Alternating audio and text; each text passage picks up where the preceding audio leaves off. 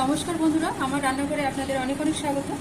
আজকে আমি সর্ষে দিয়ে সর্ষে ফুল রান্না করব। দেখুন, সর্ষে ফুল নিয়েছি, খুব সুন্দর দেখাচ্ছে, হলুদ সর্ষে ফুল। সর্ষে বাটা দিয়ে সর্ষে ফুল চচ্চড়ি বা সর্ষে ফুল দিয়ে সর্ষে দিয়ে সর্ষে ফুলের ঝাল চচ্চড়ি রান্না করব।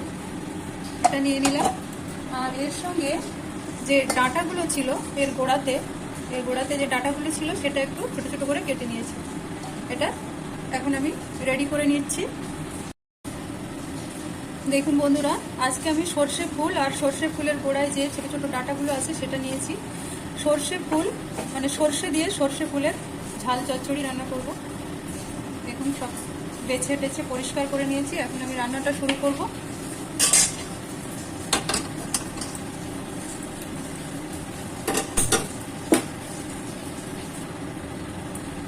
সর্ষের তেল দিয়ে দিচ্ছি। তেলের মধ্যে দিচ্ছি একটা শুকনো লঙ্কা,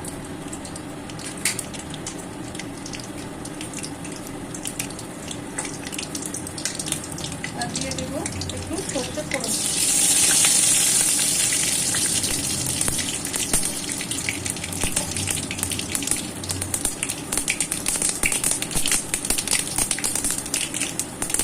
এবার এটা দিয়ে দিচ্ছি হলুদ আর একটু নুন দিয়ে চাপা দিয়ে দেবো।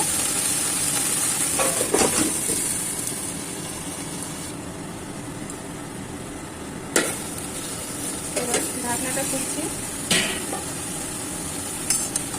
এখন কতটা জল বেরিয়েছে।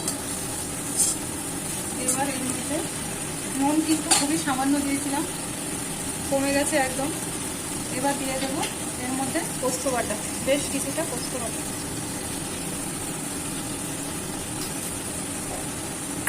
আর এখানে আছে সর্ষে আর কাঁচা লঙ্কা বাটা।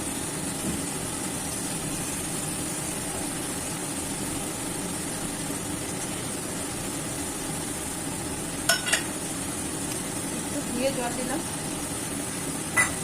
দিয়ে আবারও চাপা দেবো। নাড়া দিলাম না, ভালো করে হোক, তারপরে নাড়িয়ে দেবো।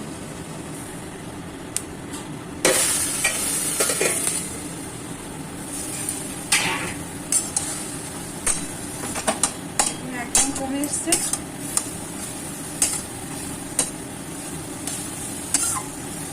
সর্ষে দিয়ে সর্ষে ফুলের ঝাল চচ্চড়ি।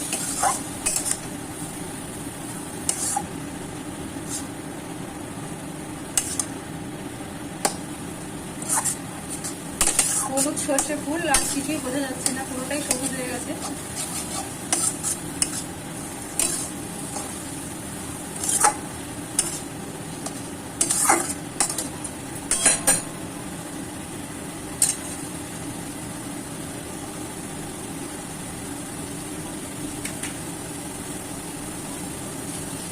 এতে সামান্য একটু চিনি, কয়েক দানা।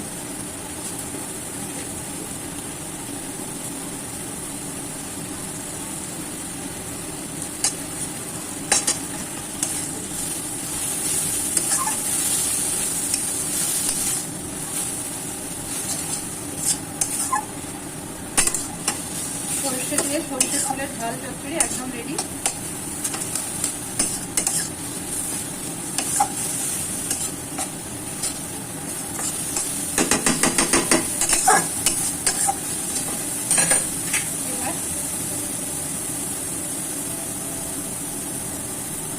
এর মধ্যে আরো একটু সর্ষের তেল দেব। এবার গ্যাসটা বন্ধ করে দিলাম।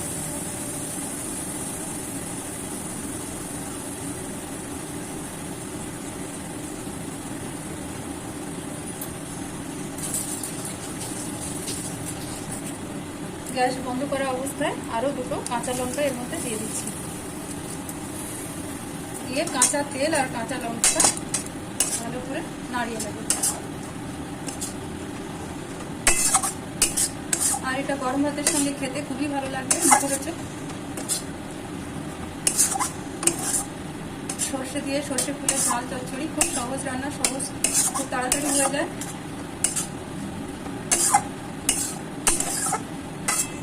দেখুন হয়ে